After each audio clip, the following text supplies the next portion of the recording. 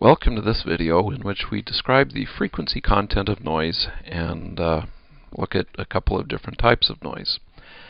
When we talk about the frequency content of noise, quite often we're interested in how much power a particular type of noise has in a particular frequency band. So for example, if our noise is extrinsic noise coming from wiring, say AC power wiring, in the United States, that noise will probably have frequency content very close to 60 Hertz because that's the frequency at which power is distributed in the United States. So in this video, we'll talk about how we characterize the frequency content of noise and talk a little bit about two types of noise, and then a little bit about how you can determine the power in noise in a given frequency band. So what I've drawn here on the screen are two different power spectral densities. These are one-sided power spectral densities. We abbreviate power spectral density PSD. And you can see that a power spectral density is a function of F, where F here represents frequency, and it basically gives you, in some sense, the amount of power per unit frequency at a given frequency. So for example, if I look at a particular frequency, call this say F0, the value of the power spectral density at F0 tells me how much power the noise has at this frequency. And more specifically, if I take this value and multiply it by 1 Hertz, that tells me how much power is in a band of width 1 Hertz at this centered around this frequency F0. Okay, so the power spectral density tells me what frequencies my noise contains. When it's larger, that means the noise contains more power at those frequencies. When it's smaller, it means that the noise contains less power at those frequencies. The power spectral density has units of volts squared per Hertz. Okay, and so to find volts squared, I multiply by an interval measured in Hertz, and that gives me the power. We have two types of power spectral densities drawn here. One we call white, and noise with a power spectral density that looks like this we would call white noise. The term white comes from an analogy with visible light. If I have, well, hopefully you remember that white light is actually composed of light at many different frequencies, all of about the same intensity. So in an analogous sense, white noise is noise that has essentially all frequencies.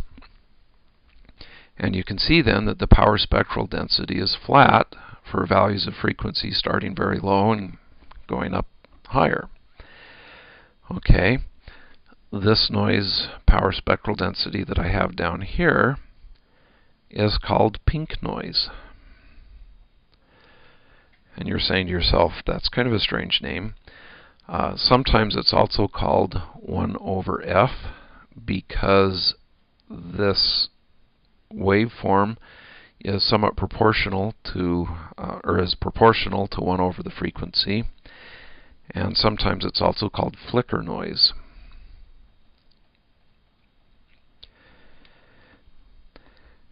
And again, the idea is for lower frequencies, say for a frequency down here,